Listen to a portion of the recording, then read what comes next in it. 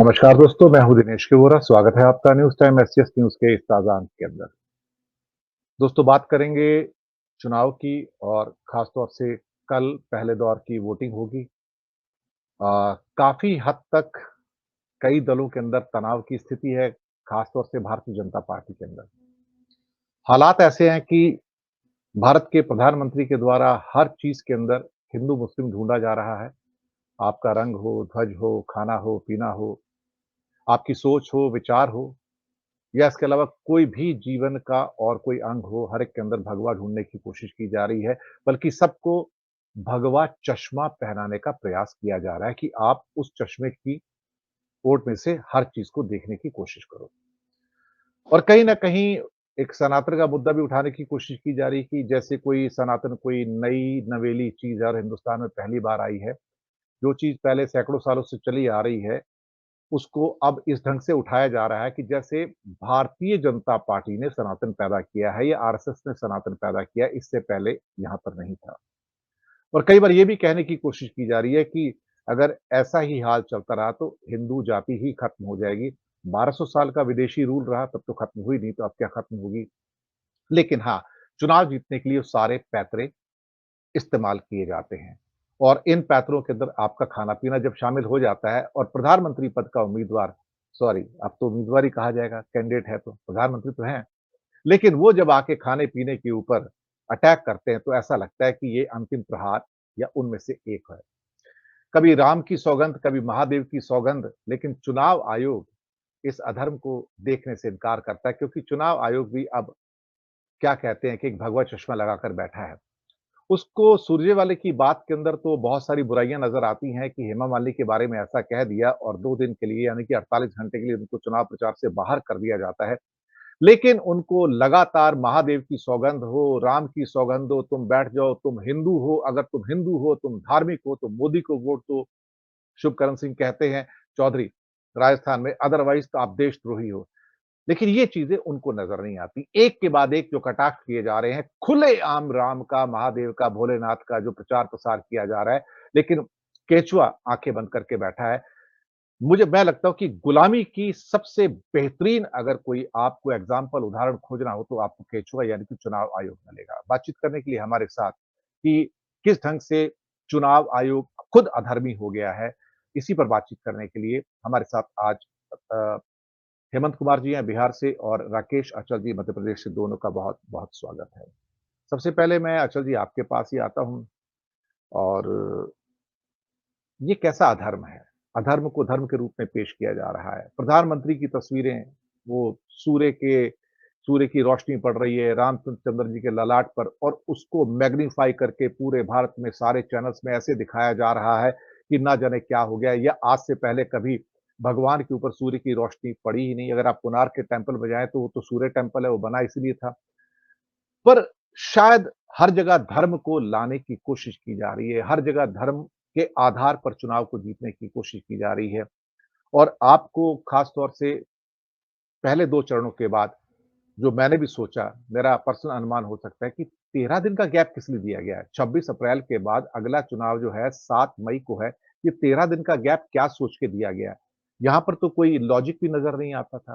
कोई ये कहे कि मुझे कुछ मूवमेंट्स करने हैं तो उसके लिए 7 दिन बहुत होते हैं। लेकिन ये भी शायद लगता है चुनाव प्रचार की एक प्रक्रिया में ये सारा का सारा मसला जो है होम मिनिस्ट्री से बन के जाता है, नरेंद्र मोदी के ऑफिस से बन के जाता है और फिर होम मिनिस्ट्री की फाइलों को जला दिया जाता है। एसी जल जाता है, ज़ेरॉक्स मशीन जल जाती है, कंप्यूटर जल जाते हैं, फाइलें जल जाती हैं और तो और जो सीलिंग फैन्स हैं वो भी जल जाते हैं। क्या बात है! आग लगी है या आग लगाई गई है? ये क्या प्रमाण है? राकेश अचल जी पूरे परिदृश्य पे आपकी टिप्पणी। धन्यवाद दिनेश जी। देखिए, आग लगी तो नहीं थी, आग लगा दी गई है और ये आग हर मोर्चे पे लगाई जा रही है ताकि लोग आतंकित हों, आशंकित हों और बचने के लिए जहाँ रास्ता छोड़ा जाए उस रास्ते से घुस निकल कर बाहर जाएँ। देखेंगे आप, पिछले 1 दशक से ये हो रहा है। 2 चुनाव केंद्रीय अभी हमने 2014 और 2019 के देखे। उसमें केंद्रीय चुनाव आयोग की जो भूमिका है, जो उसका धर्म है, वो उसने निभाया नहीं। केंद्रीय चुनाव आयोग एक संवैधानिक संस्था है और उसको अपना काम-काज संविधान में जो निर्धारित उसके ड्यूटीज़ हैं, उसके हिसाब से करना पड़ता है। लेकिन अब जो मौजूदा केंद्रीय चुनाव आयोग है, वो संविधान में निर्धारित ड्यूटी को निभाने की बजाय सत्तारूढ़ दल की मंशा और उसकी सुविधा के अनुरूप काम करता है। आपने पिछले विधानसभा 5 राज्यों के चुनाव जो पिछले साल हुए थे अंत में, उनमें देखा और यही इस लोकसभा चुनाव में है। और एक वाजिब सवाल है कि आप पहले और दूसरे चरण के मतदान में 15 दिन का या 13 दिन का अंतराल क्यों रख रहे हैं? इसकी कोई न तो तर्क है इसके पीछे, कोई ना इसकी कोई ज़रूरत है, क्योंकि कोई भी इस देश में इतना कोई बहुत बड़ा देश नहीं है, 3000 साढ़े 3000 किलोमीटर नापना होता है एक से दूसरे कोने तक। तो आप 1 हफ्ता, अधिकतम 1 हफ्ते में पूरी सेना, भारत की पूरी सेना, अर्धसैनिक बल और होम गार्ड और ये सब छोड़ दीजिए, पूरी सेना को 1 हफ्ते में एक सिरे से दूसरे सिरे तक भेज सकते हैं। तो 15 दिन या 13 दिन आपको क्यों चाहिए, ये भगवान ही जानता है, भगवान राम जानते होंगे खास तौर पर, क्योंकि भगवान राम इस चुनाव में प्रत्यक्ष रूप से लड़ रहे हैं। वो भले ही मंदिर में बना बिठा दिए गए हैं, लेकिन उनके उनकी अनुकृतियां लेकर के राजनीतिक दल और उनके कार्यकर्ता, उनके नेता और यहाँ तक कि माननीय प्रधानमंत्री और भावी प्रधानमंत्री पद के उम्मीदवार भी आप देखेंगे कि हेलीकॉप्टर, हवाई जहाज में बैठे हैं और सूर्य किरण का अभिषेक देखने के लिए बाकायदा वो अपने जूते उतारते हैं और अपने टैबलेट पर वो ऑनलाइन दर्शन करते हैं, सर झुकाते हैं और उसका फोटो पूरे मीडिया में वायरल किया जाता है। अरे भाई, धर्म आपकी निजी चीज है, इसके प्रचार प्रसार की क्या जरूरत है? लेकिन जरूरत महसूस हो रही है और केंद्रीय चुनाव आयोग को इस पर कोई आपत्ति नहीं है। उसने, आप देखिए, चुनाव शुरू होने से पहले, अगर आपको याद हो, कि कांग्रेस के जो सबसे चमकदार नेता है राहुल गांधी, उनको एक एडवाइजरी जारी कर दी थी जब चुनाव की घोषणा भी नहीं हुई थी वो औपचारिक तौर पर। लेकिन यहाँ हम धर्म के नाम पर हम सब कर रहे हैं, लेकिन केंद्रीय चुनाव आयोग को न तो कुछ दिखाई दे रहा है, न कुछ सुनाई दे रहा है। और एडवाइजरी तो बहुत दूर की बात है, प्रतिबंध लगाना तो दूर की बात है, वो कभी टोक भी नहीं रहा है। व्यक्तिगत स्तर पर फोन करके भी नहीं टोक रहा होगा किसी सदस्य को, सत्तारूढ़ दल के को, कि आप ये करिए, ये न करिए। तो देखने में ये आ रहा है कि अब हम लोकतंत्र में चुनाव की प्रक्रिया से गुजर जरूर रहे हैं, लेकिन एक तरह का छद्म चुनाव है। इस देश में के चुनाव को देकर के पूरी दुनिया एक जमाने में उत्साहित होती थी। मुझे अच्छी तरह से याद है, जब मैं रिपोर्टिंग फील्ड में करता था, कि विदेशी दल, कई देशों के दल आकर के हमारी चुनाव प्रक्रिया को समझते थे। हमारी चुनाव प्रक्रिया में जो आदर्श आचार संहिता थी, वो सचमुच आदर्श थी। लोग बड़े नैतिक रूप से बड़े संपन्न लोग थे और वो कोशिश करते थे कि जो संविधान ने, जो केंद्रीय चुनाव आयोग ने आदर्श आचार संहिता जारी की है, उसका पालन किया जाए। लेकिन अब ये आदर्श आचार संहिता सिर्फ धज्जियां उड़ाने के लिए है, और वो भी धज्जियां सिर्फ सत्तारूढ़ दल उड़ा सकता है, क्योंकि उसकी छत्र छाया में ही अब केंद्रीय चुनाव आयोग काम कर रहा है। केंद्रीय चुनाव आयोग ये भूल गया है कि उसके लिए उसका संरक्षक कोई सरकार नहीं है, उसकी संरक्षक संविधान है। उसका बजट, उसके अधिकार सब संविधान ने तय किए, किसी सरकार ने तय नहीं किए हैं। और टीएन शेषन ने अपने जमाने में ये बता भी दिया था।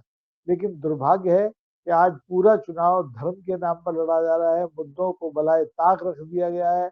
आप मुद्दों की बात कर ही नहीं रहे। यहाँ तक कि पिछले दिनों माननीय प्रधानमंत्री ने ये तक कह दिया कि भारत का संविधान बनाने वाले लोग सनातनी थे। अब ये तो बहुत बड़ी टिप्पणी है। केंद्रीय चुनाव आयोग ने इस पर अगर कोई नोटिस नहीं दिया है, तो हंसी तो नहीं आती, लेकिन बहुत क्षोभ होता है मन को कि हम कैसे केंद्रीय चुनाव आयोग के देख रेख में ये चुनाव करवा रहे हैं। इस पर निष्पक्षता कहाँ से आएगी? इसमें जो गंभीर है वो कैसे देखा जाएगा? तो वो दिनेश जी, मुझे ये लगता है कि ये जो स्थितियां हैं, ये अंतिम चुनाव शायद इस देश का हो, जिसमें कि इस तरह के नाटक और प्रहसन हो रहे हैं। आने वाले चुनाव अब हो सकता है कि केवल धर्म ध्वजाओं के नाम पर ही हो, उसमें कोई आदर्श आचार संहिता नहीं हो और सब कुछ मनमाना हो। तो देखिए, पहला चरण में कल हम जा रहे हैं मतदान में, 102 सीटों के लिए देश की जनता ये तय करेगी कि उसको कौन सा भारत चाहिए। वो भारत चाहिए जो कि बहुरंगी था, जो कि बहुआयामी था, कि जो बहुभाषी था, बहुसांस्कृतिक वाला था, या वो भारत चाहिए जो कि हमारे भाग्य विधाता हैं बनाना चाहते हैं? जी। जी, आपने बिल्कुल ठीक कहा और मैं हेमंत जी के पास